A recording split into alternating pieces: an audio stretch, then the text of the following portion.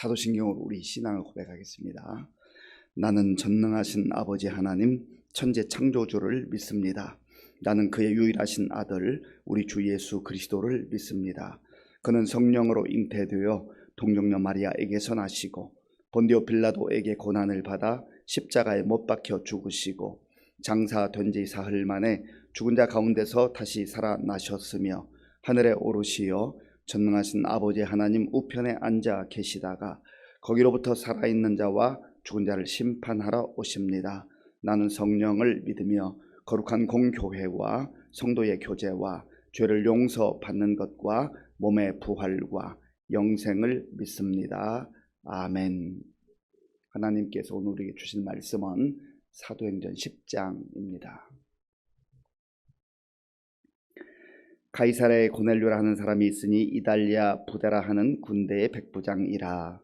그가 경건하여 온 집안과 더불어 하나님을 경외하며 백성을 많이 구제하고 하나님께 항상 기도하더니 하루는 제9시쯤 되어 환상 중에 밝히 보매 하나님의 사자가 들어와 이르되 고넬료야 하니 고넬료가 주목하여 보고 두려워 이르되 주여 무슨 일이니이까? 천사가 이르되 내 기도와 구제가 하나님 앞에 상달되어 기억하신 바가 되었으니 네가 지금 사람들을 욥바에 보내어 베드로라 하는 시몬을 청하라. 그는 무두장이 시몬의 집에 유숙하니 그 집은 해변에 있다 하더라. 마침 말하던 천사가 떠나매 고넬료가 집안 하인 둘과 부하 가운데 경건한 사람 하나를 불러 이 일을 다 이루고 욥바로 보내니라. 이튿날 그들이 길을 가다가 그 성에 가까이 갔을 그때에 베드로가 기도하려고 지붕에 올라가니 그 시각은 제6시더라. 그가 시장하에 먹고자 하매 사람들이 준비할 때 황홀한 중에 하늘이 열리며 한 그릇이 내려오는 것을 보니 큰 보자기 같고 내 귀를 메어 땅에 들이웠더라. 그 안에는 땅에 있는 각종 네 발 가진 짐승과 기는 것과 공중에 나는 것들이 있더라. 또 소리가 있어도 베드로야 일어나 잡아먹으라 하거늘 베드로가 이르되 주여 그럴 수 없나이다. 속되고 깨끗하지 아니한 것을 내가 결코 먹지 아니하였나이다 한데 또 두 번째 소리가 있어도 하나님께서 깨끗하게 하신 것을 네가 속되다 하지 말라 하더라. 이런 일이 3번 있은 후 그 그릇이 곧 하늘로 올려져 가니라.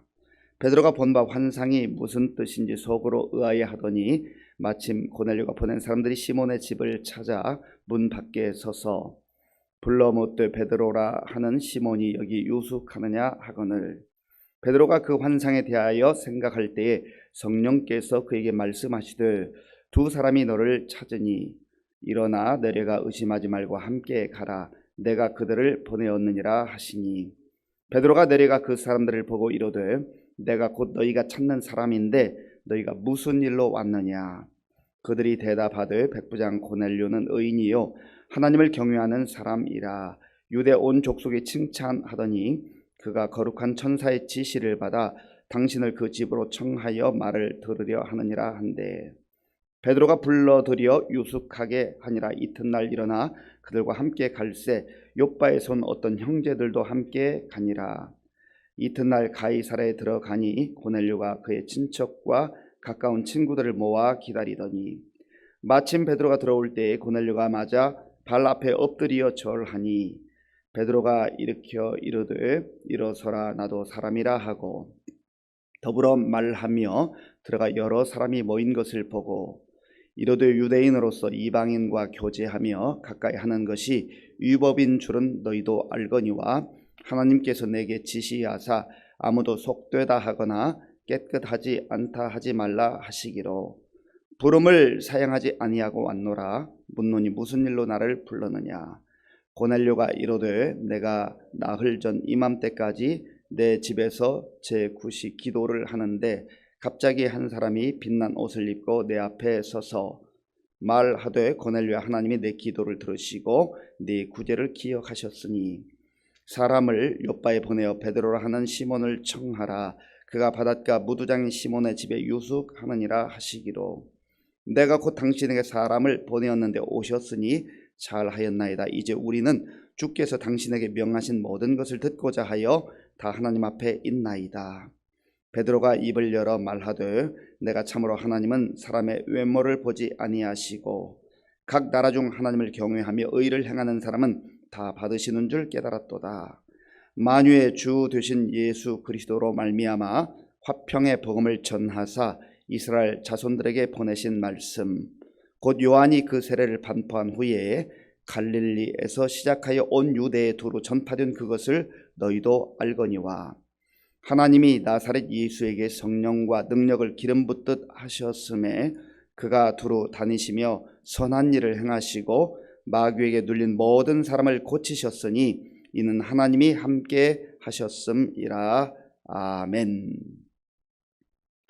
사도행전은 사도들의 행적, 성령 안에서 인도함을 받은 사도들의 행적을 기록한 그러한 책입니다. 그래서 사도행전을 성령행전이라 그렇게 일컫는다고도 했습니다. 사도들이 곳곳을 다니면서 복음을 전했지만 실제적으로는 성령님의 역사였다 하는 겁니다. 오늘 사도행전 10장에도 보면 성령님께서 어떻게 각각의 사람들 가운데 역사하시는가, 그리고 성령님의 역사 가운데 사람과 사람이 말씀 안에서 기도 안에서 연결되는 그러한 놀라운 일들을 보게 됩니다. 먼저 본문 초반에 보면 가이사랴에 살고 있던 고넬료라고 하는 사람에 대해서 언급을 하고 있습니다. 이 가이사랴는 예루살렘에서 서북쪽으로 한 104km 정도 떨어져 있는 해안 도시였습니다. 그래서 여기는 로마 군대가 주둔하고 있는 그러한 군사 도시이기도 했습니다. 1절과 2절, 본문 1절과 2절을 함께 읽겠습니다. 가이사랴에 고넬료라 하는 사람이 있으니 이달리아 부데라 하는 군대 백부장이라. 그가 경건하여 온 집안과 더불어 하나님을 경외하며 백성을 많이 구제하고 하나님께 항상 기도하더니. 아멘. 가이사랴에 고넬료라 하는 사람이 있어요. 이 사람은 이달리아 부대, 이탈리아 사람들로 구성된 그 부대의 간부였다 하는 겁니다. 군인으로서 간부였습니다. 이달리아 부대에는 대략 한 300명에서 600명 사이에 그런 군인들이 소속되어 있었던 것 같습니다. 그 가운데서 백부장이라고 하면은 이제 자기 휘하에 100명의 그런 부하 군인을 거느리는 간부입니다. 그런데 이 사람이 이방인이었지만 유대인이 아닌 사람을 일컬어서 이방인이라고 하는데, 이방이었음에도 불구하고 이 사람은 하나님을 잘 믿는 사람이었다고 하는 겁니다. 언제부터 이 사람이 하나님을 경외하게 됐는지, 하나님을 믿게 되었는지 정확하게 알 수는 없지만, 그러나 분명한 것은 성경이 그는 경건한 사람이었다 그렇게 기록을 합니다. 그는 경건했다. 경건하다는 것은 하나님 앞에서 진실되게 산다는 의미입니다. 다른 모습으로 산다고 하는 겁니다. 비록 이방인이었지만 그는 다른 모습으로, 다른 가치를 가지고 살아가고 있었습니다. 온 집안과 더불어서 하나님을 경외했다 했습니다. 자기 혼자만 신앙생활을 잘한 것이 아니라 온 집안, 온 가족들과 함께 신앙생활을 잘했다. 참 우리가 늘 기도하는 기도 제목이기도 하죠. 내가 예수님 잘 믿고 신앙생활하는 것 정말 중요하지만 우리 가족들이, 우리의 자녀들이, 또 자녀 손들이 신앙생활해서 대대손손 예수 잘 믿는 그런 믿음의 가문을 이루는 것이 우리의 큰 기도 제목이고 또 평생의 기도 제목이 되지 않겠습니까? 이 사람은 하나님을 경외하면서 백성들을 많이 구제했다 했습니다. 백성들을 구제했다. 하나님을 사랑하는 그 사랑이 그저 하나님으로만 향하지 아니하고 주변에 있는 사람들에게도 향했다고 하는 것이죠. 이게 진정한 신앙의 모습이에요.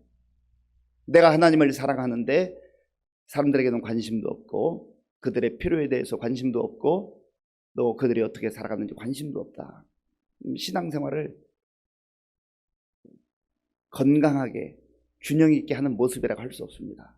우리가 정말 신앙생활을 잘 한다는 것은 하나님과의 관계가 바르게 설정될 뿐만 아니라 풍성해질 뿐만 아니라 사람들과의 관계, 내 옆에 있는 사람들, 특별히 가족들로부터, 그리고 성도들, 이웃, 그 사람들과 관계를 아름답게 맺어가고, 또 특별히 하나님께서 나에게 주신 은혜를, 그게 물질이든 아니면 물질이 아닌 것도 괜찮아요. 내 마음속에 있는 좋은 것 흘려보내야 돼. 좋은 것 흘려보내야 돼. 나쁜 것, 상처, 고통, 그런 거 말고 좋은 것, 말 한마디라도 따뜻한 말, 친절한 말, 위로의 말, 믿음의 말 건넬 수 있잖아요. 그저 무뚝뚝하지 아니하고 웃음이라도 선사할 수 있잖아요. 우리가 굳이 또 다른 사람에게 잘해준다면 꼭 물질과 연관, 물론 물질이 뒷받침될 수 있으면 좋죠. 감사한 일이죠.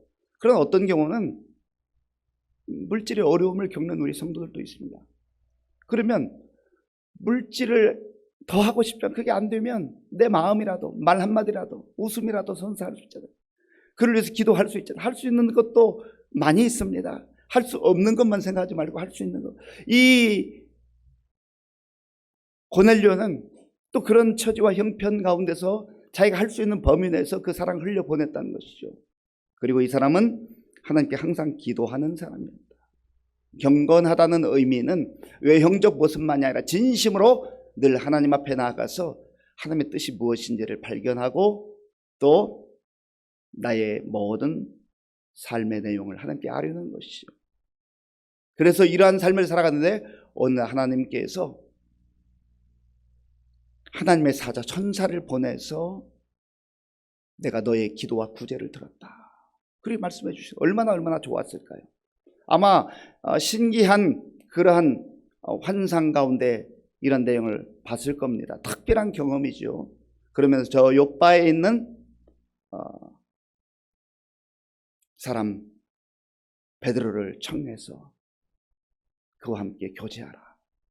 이런 경험은 아주 특별한 경험입니다. 성령님께서 오늘날에도 아주 자주는 아니지만 필요한 경우 성령님의 뜻에 따라서 이렇게 역사하시는 경우가 있어요. 그래서 이 고넬료는 아마 고심해서 내가 이거 꿈을 꿨나? 이게 무엇이지? 그러나 이미 주님과 깊은 교제의 생활, 기도 생활을 했기 때문에 하나님께서 나에게 주신 사인이구나 하는 것을 믿고 사람을 보내죠.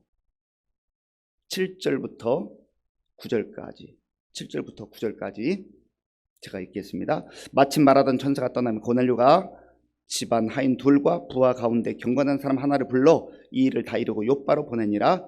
이튿날 그들이 길을 가다가 그 성에 가까이 갔을 그때에 베드로가 기도하려고 지붕에 올라가니 그 시간 제6시더라. 아멘.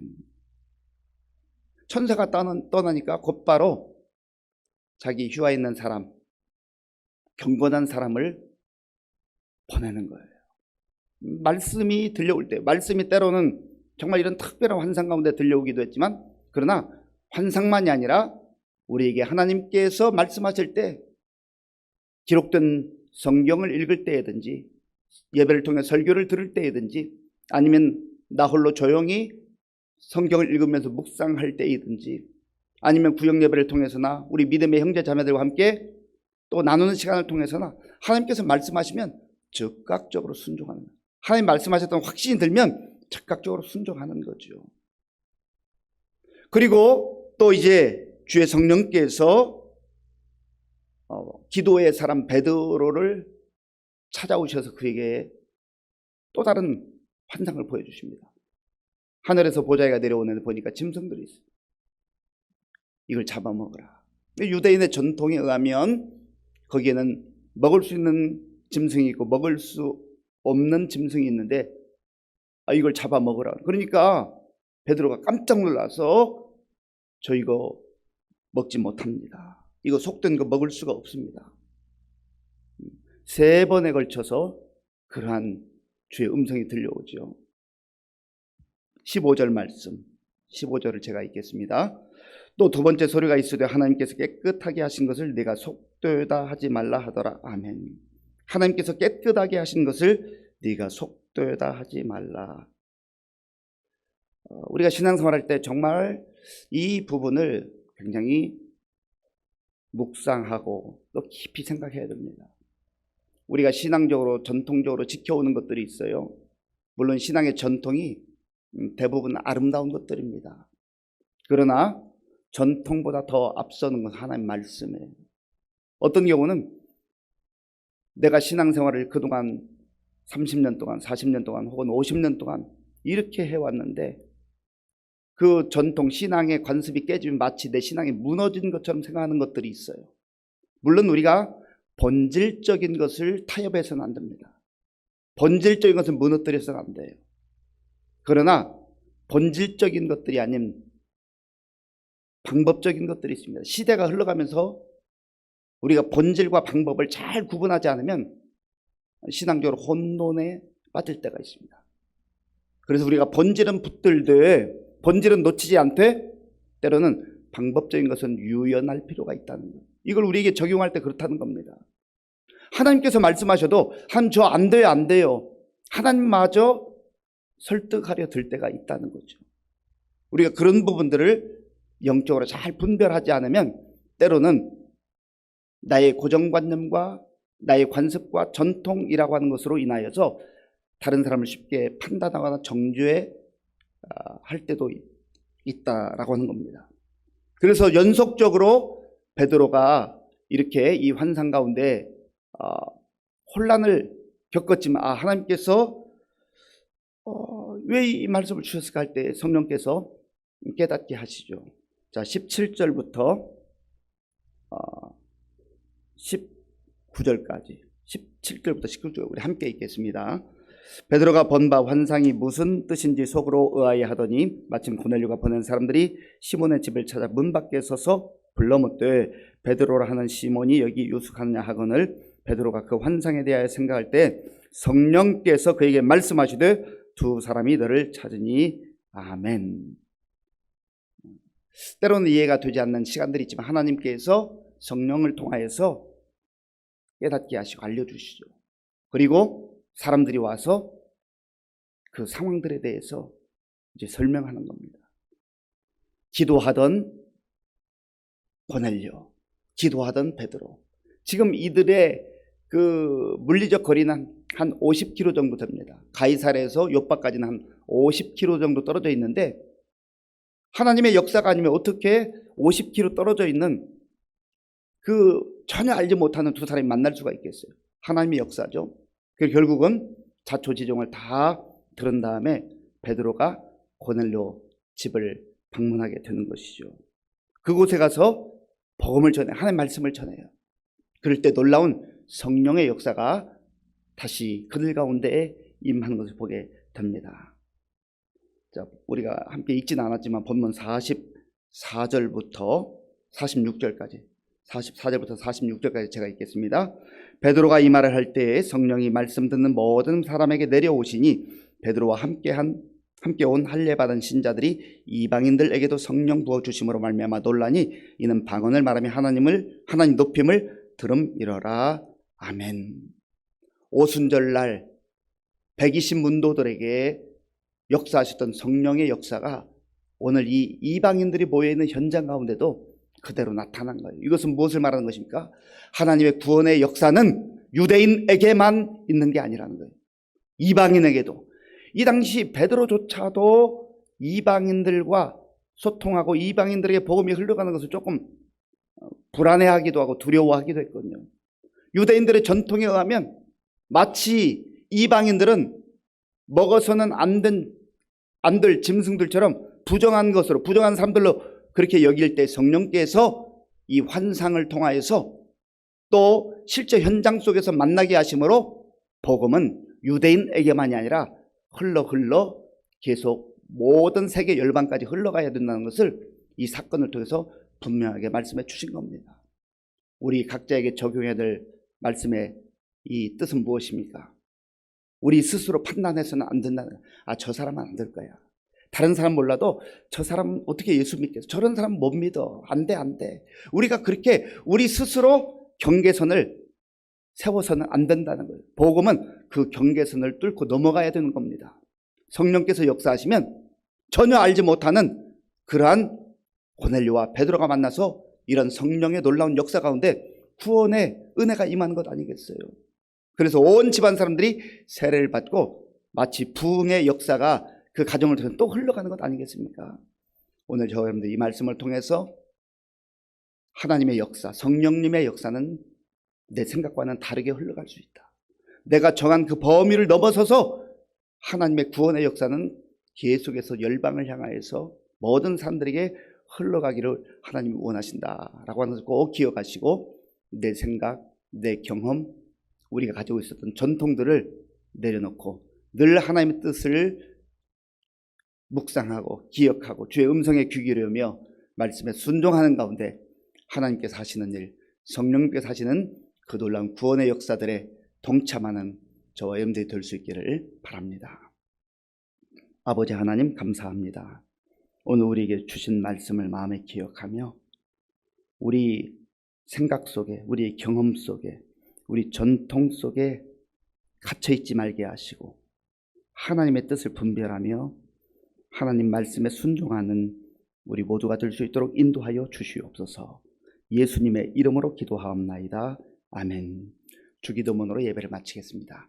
하늘에 계신 우리 아버지, 아버지의 이름을 거룩하게 하시며 아버지의 나라가 오게 하시며 아버지의 뜻이 하늘에서와 같이 땅에서도 이루어지게 하소서. 오늘 우리에게 일용할 양식을 주시고 우리가 우리에게 잘못한 사람을 용서하여 준 것 같이 우리 죄를 용서하여 주시고 우리를 시험에 빠지지 않게 하시고 악에서 구하소서. 나라와 권능과 영광이 영원히 아버지의 것입니다. 아멘. 하나님께서 오늘 우리에게 주신 말씀을 생각하며 기도할 때 하나님은 경건한 사람, 기도하는 사람을 통하여서 놀라운 성령님의 역사를 이루신다 하는 것을 기억하시고 우리가 기도하는 사람, 경건한 사람이 되게 하여 주옵소서.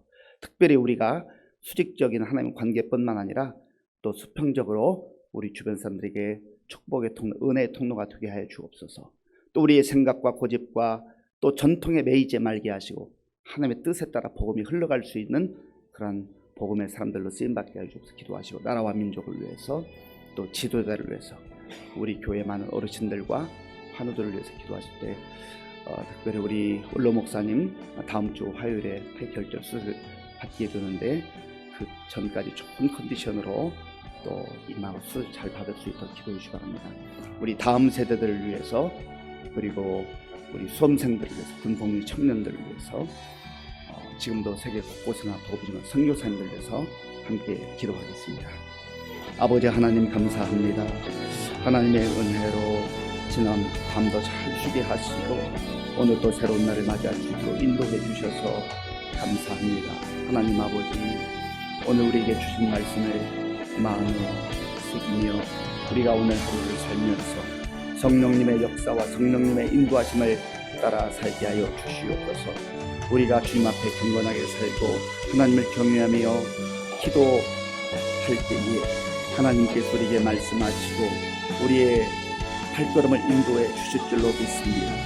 하나님 아버지여 내 생각에 사로잡히지 말게 하시고 내 고집을 주장하지 말게 하시고 하나님 아버지 우리의 경계를 무너뜨리며 누구에게든지 하나님께서 구원할 자를 구원하시고 역사하실 자를 역사하시는 것을 알게 하시고 하나님 뜻에 아버지의 겸손하게 순종할 수 있는 우리 모두가 될 수 있도록 인도하여 주시옵소서. 하나님 함께해 주시옵소서.